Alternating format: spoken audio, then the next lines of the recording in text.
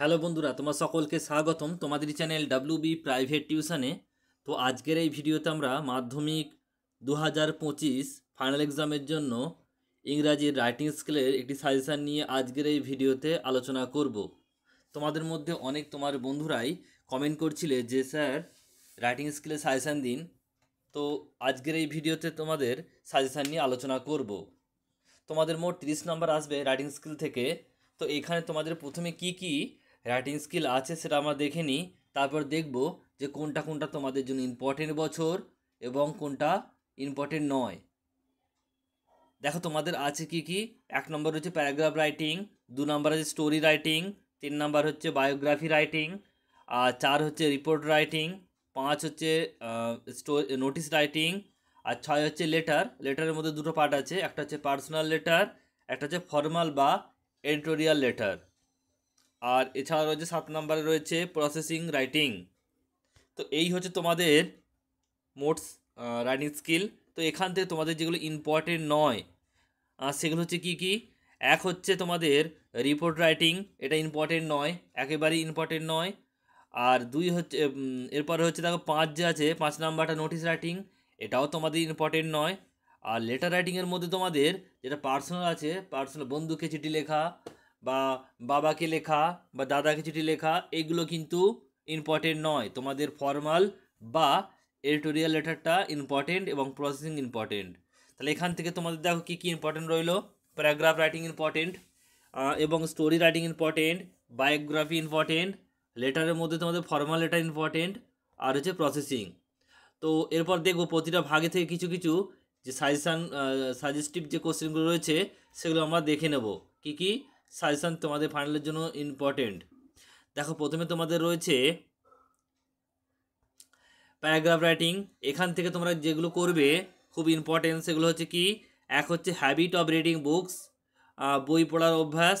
2 নম্বর আছে বলছে advantage of morning walk, সকালের হাঁটা তোমাদের যে উপকারিতা সেটা। এবং 3 নাম্বার রয়েছে বলছে এডুকেশনাল এক্সকারশন, বলছে কি শিক্ষণীয় ভ্রমণ।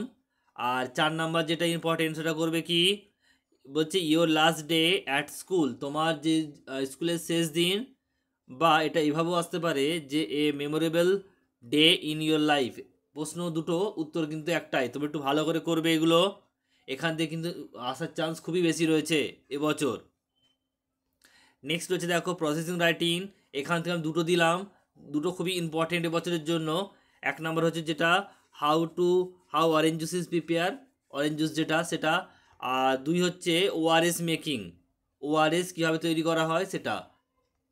এরপর হচ্ছে দেখো লেটার রাইটিং। আমি আগেই বললাম তোমাদের কিন্তু ফর্মাল আর editorial important, personal letter important নয়।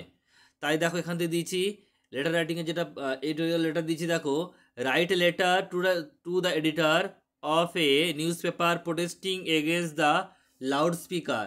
বলছি লাউড স্পিকারের বিরুদ্ধে একটি নিউজ পেপারে লেটার লিখতে হবে।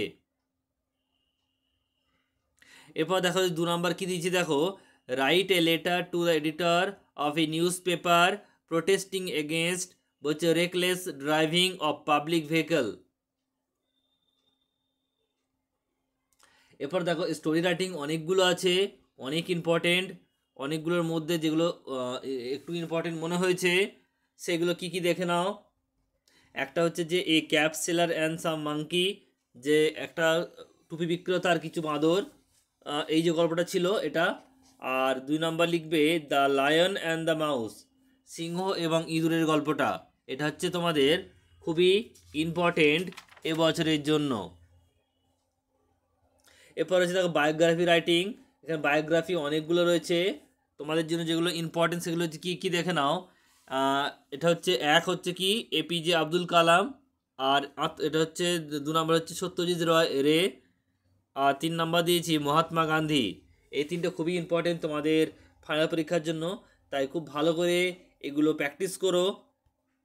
এখান থেকে কমন অবশ্যই আসবে, খুব ভালো করে একটু মুখস্থ করে নিও।